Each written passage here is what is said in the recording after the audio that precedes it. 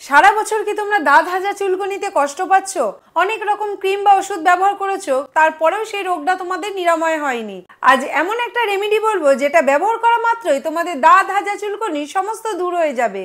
তো কি সেই রেমেডি, তার জন্য তোমাদের পুরো ভিডিওটা দেখতে হবে। তো চলো ভিডিওটা আরম্ভ করি, আশা করি তোমাদের উপকারে আসবে। আজকের রেমেডিটা তৈরি করার জন্য নিয়ে নিয়েছি আমি কিছু আকন্দ ফুল।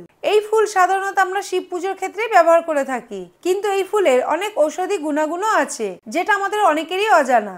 শুধু ফুল নয়, এর পাতারও অনেক ঔষধি গুণাগুণ আছে, কিন্তু আজকের যে রেমেডিটা আমি তোমাদেরকে দেখাবো তার জন্য আমাদের এই ফুলটারই প্রয়োজন। তো চলো এই ফুলটা দিয়ে আমি কি করব সেটা তোমাদেরকে দেখাই। প্রথমে ডাঁটি থেকে এই ফুলগুলোকে আমি ছিঁড়ে নেব।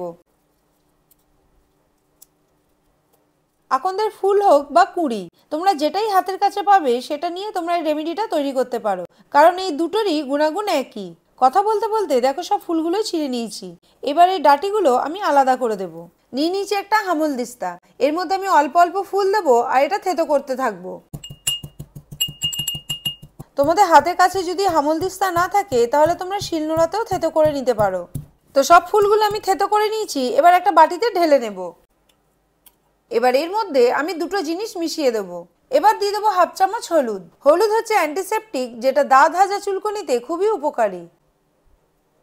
এবার দিয়ে দেবো হাফ চামচ নারকেল তেল। এই নারকেল তেল আমাদের স্কিনের জন্য খুবই ভালো। এই সব জিনিসগুলোকে একটু ভালোভাবে মিশিয়ে নিতে হবে। তবে বন্ধুরা, তোমাদেরকে একটা কথা বলে রাখি, আকন্দ ফুলের গাছ একটা বিষাক্ত গাছ। এই রেমেডিটা যখন তোমরা তৈরি করবে, হাতগুলো যাতে তোমাদের মুখে না যায়। কাজটা করে নেওয়ার পর হাতটা হ্যান্ড ওয়াশ বা সাবান দিয়ে ভালো করে ধুয়ে নেবে। কথা বলতে বলতে সব জিনিসগুলো আমি ভালোভাবে মিশিয়ে নিয়েছি। এবার যে জায়গাটায় তোমাদের দাঁত হাজা বা চুলকুনি হয়েছে ঠিক সেই জায়গাটা তোমরা এটা লাগিয়ে নেবে। মনে করো এইখানে হয়েছে, তাহলে এই জায়গাটাতে তোমরা এটা লাগিয়ে নেবে। আর এই কাজটা করবে রাতের বেলায়।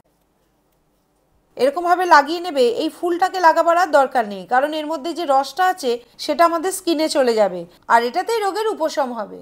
রাতের বেলা যে জায়গাটাতে তোমরা প্রলেপ লাগিয়েছিলে, সকাল হওয়ার সাথে সাথে সেই জায়গাটা নর্মাল জল দিয়ে ধুয়ে নেবে। এইভাবে এই রেমেডিটা তোমরা যদি 4 থেকে 5 দিন ইউজ করো, আস্তে আস্তে দেখবে তোমাদের দাঁত হাজা চুলকুনি সব কমতে শুরু করেছে। এটা দারুণ একটা উপকারী রেমেডি। এইভাবে ঘরোয়া উপায়েও আমরা আমাদের রোগ নিরাময় করতে পারি। আমাদের আশেপাশে এমন অনেক গাছগাছালা আছে যার কার্যকারিতা আমরা জানি না। তার মধ্যে একটা কার্যকারিতা আজকে আমি তোমাদেরকে দেখালাম। ভিডিওটা যদি তোমাদের ভালো লেগে থাকে তাহলে অবশ্যই লাইক শেয়ার করে দিও। এই ধরনের নিত্য নতুন মজার ভিডিও দেখতে হলে আমাদের পেজটাকে ফলো করে রেখো। ভিডিওগুলো যদি তোমরা ইউটিউবে দেখে থাকো তাহলে আমাদের চ্যানেলটাকে সাবস্ক্রাইব করে দিও। দেখা হবে নেক্সট একটি ভিডিওতে। টাটা।